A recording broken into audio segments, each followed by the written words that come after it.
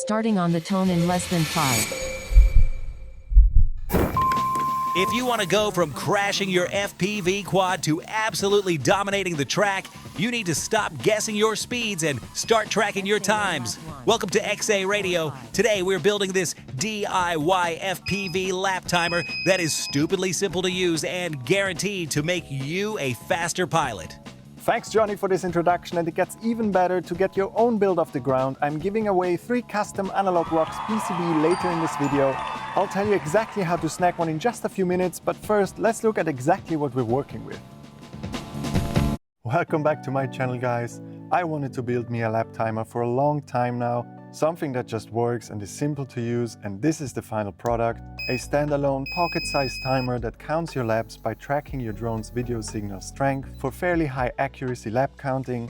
It actually uses the exact same working principle as professional race timers such as the Immersion RC Lap RF. And best of all, it works with analog, HG0 as well as Voxnail. No annoying apps to download, it creates its own Wi-Fi network, so you just turn it on, connect your phone or laptop straight to it and you're good to go. It even does voice callouts to read your times and your name while you fly.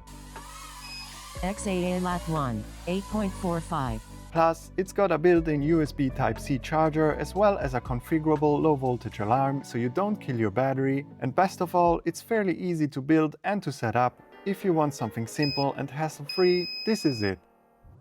Before we talk about what parts you need, I really want to give a massive shout out to the Phobos lap timer development team.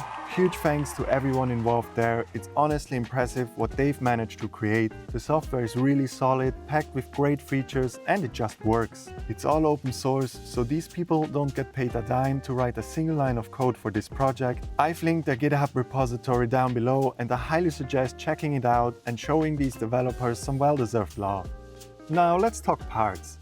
Starting with the brain of this project, the ESP32, it is absolutely crucial that you use the exact same ESP32 development board that I'm using in this video. Why, you ask? Well, to make this as painless as possible for you, I've already pre-compiled and cloned the firmware. This means you can flash it directly to your ESP32 through your browser without needing to download extra software or struggle through a complex setup guide. But for this magic to work, the hardware has to match. Now, if you actually know what you're doing, you can run the software on all kinds of ESP32 boards. Look, I'm not a programmer by any stretch of the imagination. Building this firmware took me way longer than I'd like to admit. I followed the official step-by-step instructions perfectly, and even though it only contains a few steps, the universe still blessed me with endless compiling errors. After wrestling with it for hours, I finally got it up and running. So if Visual Studio Code and toolchain setup sound like a foreign language to you,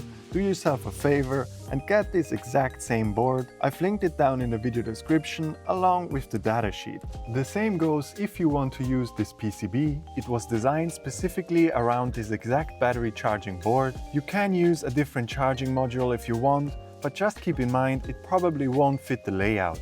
If you decide to just put a prototype together, go ahead and buy any TP4056 battery charging board. But if you want to use this PCB, stick to the one linked in the video description. There are also a couple of optional parts. The female pin headers allow your ESP32 to be easily removable, and the buzzer, technically optional but highly recommended, gives you acoustic feedback for your lap counts and, more importantly, acts as your low voltage battery alarm. All parts used in this project are listed in the description down below. Now, before I tell you how you can enter the giveaway, I want to thank the sponsor of today's video, PCBWay. This was actually the very first PCB I've ever designed, and even though it's a very simple design, it seemed like quite a challenge to me at the beginning, but PCBWay made the entire process incredibly simple and seamless. For instance, they have a direct plugin for KiCad, meaning that once you finish drawing your schematics and putting your layout together, you can export and upload your design straight to PCBWay with just a click. If you're like me and you like giving your projects a personal touch, they also offer tons of customization options. The built-in viewer gives you an instant 3D look at exactly what your finished board will look like. Plus, if your project needs a case or mechanical part, they also offer excellent 3D printing and CNC machining services, which I've actually used in the past myself, and I've been super happy with the results. Since they sent me a couple more PCBs than I actually need, I will give away 3 custom Analog Rocks PCBs including most parts, so you only have to source your own ESP32, 5.8 GHz receiver module, battery holder and battery. To enter the giveaway, all you have to do is to subscribe to my channel, like the video and comment Analog Rocks down below. To keep shipping sensible, this is UK and Europe only. Sorry guys. Entries close in 2 weeks and I'll be announcing the lucky winners on my YouTube community tab as well as over on my Instagram, so make sure you're following me on there. You'll also find the rules posted in the video description down below. Good luck!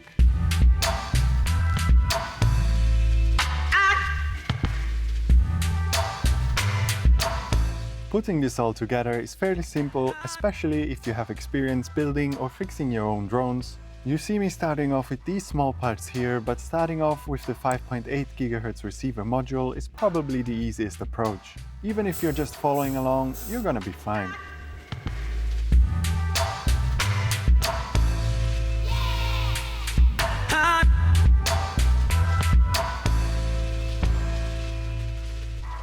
The most difficult part is probably soldering this voltage regulator, since its 3 legs are relatively close to each other, but nothing a bit of patience and some extra flux can't get done.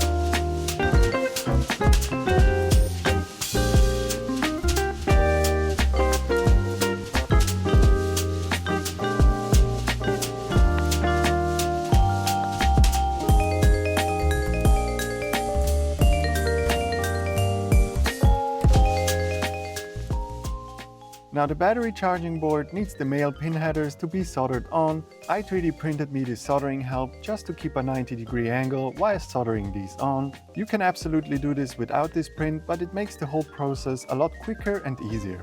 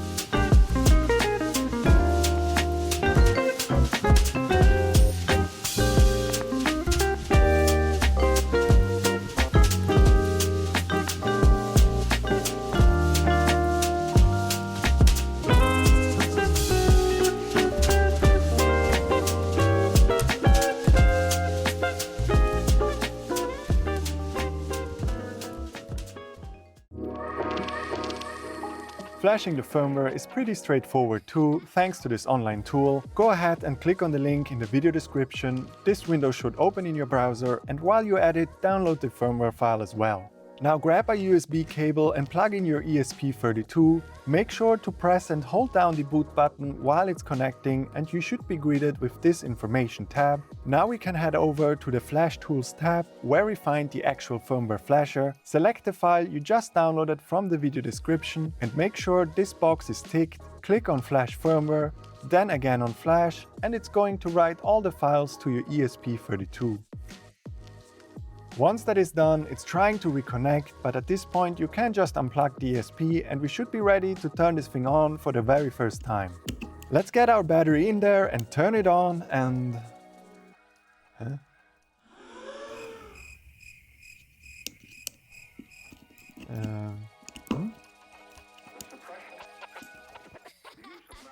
Well, this is where I messed up. I managed to swap the plus and minus markings on the PCB, so you'll need to insert the battery backwards compared to the print. But hey, on the bright side, the polarity protection works, so you won't fry anything if you insert the battery as marked on the board. Just note that the protection circuit requires a manual reset, so if you insert the battery incorrectly or if you swap the battery out, leaving the lap timer without power for an extended period of time, the board locks down. You'll just need to briefly plug in a USB cable to jumpstart and reactivate the board. From there, it just works as expected and can be turned on without any cable being connected to it. Using this lap timer is really straightforward. Just turn it on and you should see a new Wi-Fi network called PhobosLT_something. Connect to it and insert the password, all lowercase, PhobosLT. Now, after a couple of seconds or so, this window should open up and you'll be greeted by the configuration page. First things first, make sure the band and channel match what your drone is currently on and always save your configuration. There are a couple more settings you can play around with here, but the most important thing we need to do is to calibrate our entry and exit RSSI for our laps to be counted properly. For this, we just head over to the calibration tab. Now plug in your drone and wait for about 30 seconds for your VTX to reach its running temperature. What you want to do now is you want to move your quad across the lap timer at about the maximum height or even a bit higher that you think you're gonna cross this section. Note the RSSI, deduct 2 to 5 points to be safe, and that should be your enter RSSI. Deduct another 5 to 10 points and set it as your exit RSSI. And don't forget to click on Save RSSI Threshold. Now every time your drone passes, you get a green spike, meaning a lap has been counted successfully. If you look closer, you can also see two different peaks before our green peak. Those come from me hovering around the room close to the lap counter, but let's say you flew through your gate and instead of getting a green peak, you just get a spike like this one, then your entry and exit RSSI need to be lowered just enough for your laps to be counted properly. If you go too low, this will happen. Now, even though we're not anywhere near close to the exit of this gate, we get green spikes, thus false readings. So we have to bump the RSSI settings back up. If you go too high, you will end up with something looking like this and no laps are gonna be counted at all, even though you're very close to the unit. You will need to find the sweet spot for each drone. Even after dialing it in, you might find that the same drone requires slightly different RSSI values on a different day to count laps properly. Fortunately, this is rare and setting it up is quick and simple once you understand the mechanics. And this is it for today's video. Share this video with your friends, leave a like, subscribe to my channel and comment Analog Rocks to be part of this giveaway. Drop any questions you might have down below. Good luck and happy flying!